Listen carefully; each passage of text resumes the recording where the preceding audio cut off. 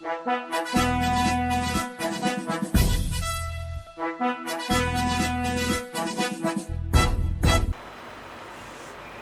నిజాలు చెప్పే బిఎన్బికి స్వాగతం. బిఎన్బి టీవీ, భారత్ ఎన్బి టీవీకి నేను జేకే, మీ జేకే. మిత్రులారా, మాతృత్వం అంటే మీకు తెలుసో లేదో, తల్లి ప్రేమ. తల్లి ప్రేమ ఏ వయసుకైనా సరే ఆ బిడ్డకి, తల్లికి ఆ బిడ్డపై తల్లి 90 సంవత్సరాలు వచ్చే వరకు ఆ బిడ్డ తల్లి బతికే ఉంటే, ఆ బిడ్డ 90 సంవత్సరాలు వచ్చినా అప్పుడు కూడా ఆ తల్లి ఆ బిడ్డని బిడ్డగానే చూస్తుంది. అది తల్లికి బిడ్డకు ఉన్న రిలేషన్షిప్. కొన్ని సినిమాలో చెప్పారు, the relationship between the water and the fish, not like the fissure man and the fish అన్నాడు. అలాగా అదొక, అంటే మీ అందరికీ బాగా నానుడైన విషయం అని చెప్తున్నా. మిత్రులారా, ఈ విషయాన్ని మీరు చివరిదాకా చూడండి, ఎక్కడ కూడా మిస్ చేయొద్దు, స్కిప్ చేయబాకండి. వీలైతే సబ్స్క్రైబ్ చేసుకొని లైక్ చేయండి. ఏ స్త్రీ అయినా సరే తన బిడ్డని వేరే ఒకరికి ఇవ్వటానికి ఇష్టపడదు. మరి ఎందుకు ఇస్తుంది? మన ఏలూరులో జరిగింది ఒకటి, మన మంగళగిరిలో జరిగింది. ఏంటంటే పేదరికం. ఇదంతా ఓ ఫ్యాషన్ అయిపోయింది. 2.5 లక్షలకి, 3 లక్షలకి, 4 లక్షలకి, 4.5 లక్షలు హయ్యెస్ట్. ఇదంతా పసిబిడ్డలని విక్రయించడం అనేది చాలా పెద్ద నేరం, చాలా పెద్ద కేసు. నీకేమైనా ఉంటే పసిబిడ్డని దత్తత తీసుకుంటే అఫీషియల్గా గవర్నమెంట్ అప్రూవల్తో అఫీషియల్గా దత్తత తీసుకోవాలి. అదే చలామణి అవుద్ది. చలామణి అవుద్ది అంటే దత్తుడుగా మీకు, మీ వంశానికి సంబంధించిన వ్యక్తిగా మీరు రేపొద్దున్న కర్మకాలి మీరు చనిపోతే మీకు ఆ వ్యక్తి తలకొరువు పెట్టడానికి కానీ దేనికైనా సరే ఉపయోగపడతాడు. ఇది వాస్తవంగా అనాదిగా జరుగుతుంది.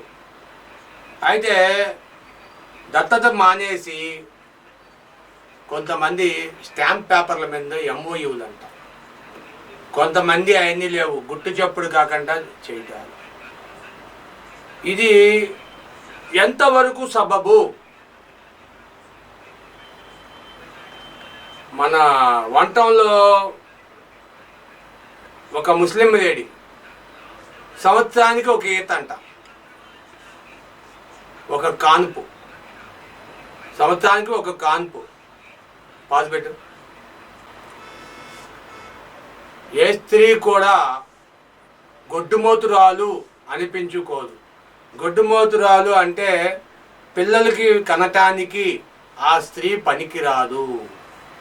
ఈవేళ అనేక విధాలుగా టెస్ట్ ట్యూబ్ బేబీసు, ఇంకా రెంటెడ్ ప్రెగ్నెన్సీ, ఇలాగా రకరకాల పేర్లతో అనేకమైన వచ్చినాయి. అవన్నీ వదిలేసి ఈవేళ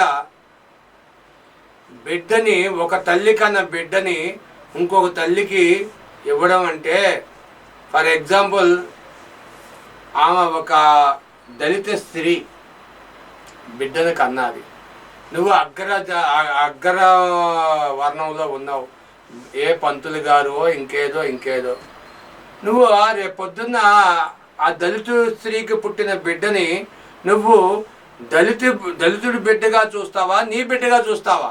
నిన్ను ఎలా నమ్మాలి? ఆ పిల్లవాడిని నువ్వు పాలేరుగా చూస్తావా, లేదా నీ కన్న కొడుకుగా చూస్తావా? ఇదంతా ఇలాగ ఉంచండి. కొంతమంది అయితే స్త్రీలు ముఖ్యంగా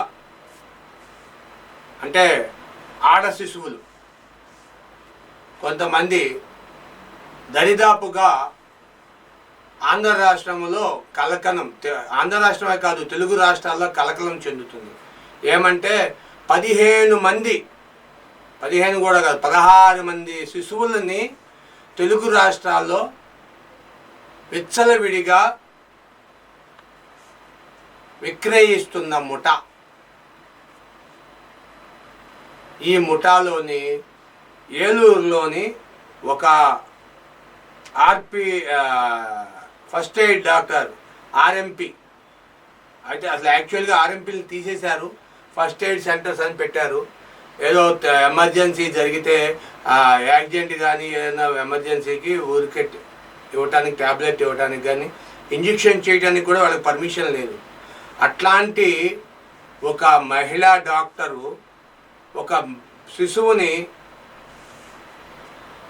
ఇచ్చేసిందంట, అమ్మేసిందంట 2.5 లక్షలకి. 2.5 లక్షలకి అమ్మితే మరి ఆ తల్లికి ఎంత ఇచ్చావు, నువ్వెంత తినేసావు? అది తీగలాగితే డొంకంతా కదిలింది. రాష్ట్రం మొత్తంలో దరిదాపుగా 3 నెలల నుండి సంవత్సరం వయసు ఉన్న పిల్లల్ని కిడ్నాప్ చేస్తున్నారంట. 3 నెలల నుండి సంవత్సరం వయసులో ఉన్న పిల్లల్ని కిడ్నాప్ చేసి వీళ్ళని, ముఖ్యంగా ఆడపిల్లలు అయితే ఒక అజ్ఞాతమైన ప్రదేశాలకు పంపించేసి వాళ్ళ వయసు వచ్చే వరకు వాళ్ళని పెంచి వాళ్ళని వ్యభిచారంలో దింపుతున్నారంట. ఎంత అన్యాయం అండి, ఎంత నరకం అండి. వాళ్ళు ఏమైపోతారండి?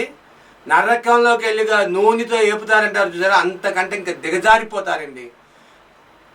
యేసు ప్రభువుకు సిలువ వేశారు అన్నది నిజమెంత అబద్ధమో తెలియదు. వీళ్ళకి వెయ్యాలి సిలువలు, ఒంటి నిండా వేయాలి. ఒంటి నిండా కనిపించిన ప్రాంతం అంతా మేకులు కొట్టేస్తే కానీ అప్పటికైనా వీళ్ళు మారుతారేమో వీళ్ళని చూసి. దుబాయ్లో అండి దొంగతనాలు మానేశారు. ఏం తెలుసండి, దొంగతనం చేస్తే ఆ రాజు ఏ చేత్తో చేసా ఆ చెయ్యి నరికేయమన్నాడు.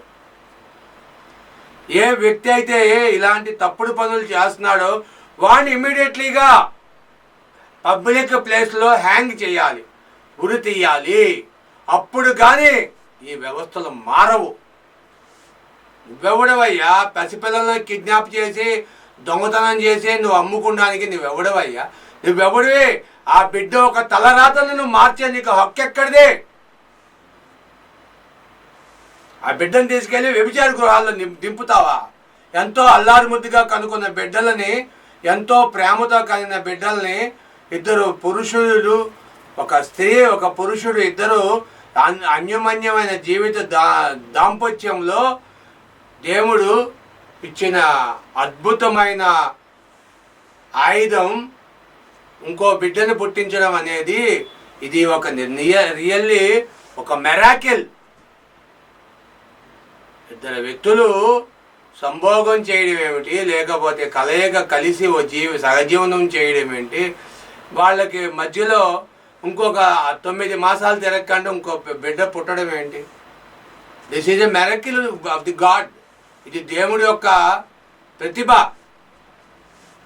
దేవుడి యొక్క సృష్టి, మానవుడిపై దేవుడు చూపించే కరుణ. ఆ కరుణని మీరు దుర్వినియోగం చేసుకుంటే మీ పుట్టగతులు లేకుండా పోతారు, నాశనం అయిపోతారు. ఏ లారీ కిందో రైలు కిందో పడి ఎగిరే హెలికాప్టర్ కింద పడి చచ్చిపోతారు. అంతకంటే దారుణం ఇంకోటి లేదు. మిత్రులారా, నేను చెప్పింది రాంగ్ రైట్ మీరే తెలియాలి. రాంగ్ రైటా లేదా yes or no, good bad అని ఇలాంటి చిన్న వర్డ్స్ మీ కామెంట్లో తెలియజేయండి. లేదా సబ్స్క్రైబ్ చేసుకోండి, లైక్ చేయండి. Thank you for watching our channel, your channel. Thank you.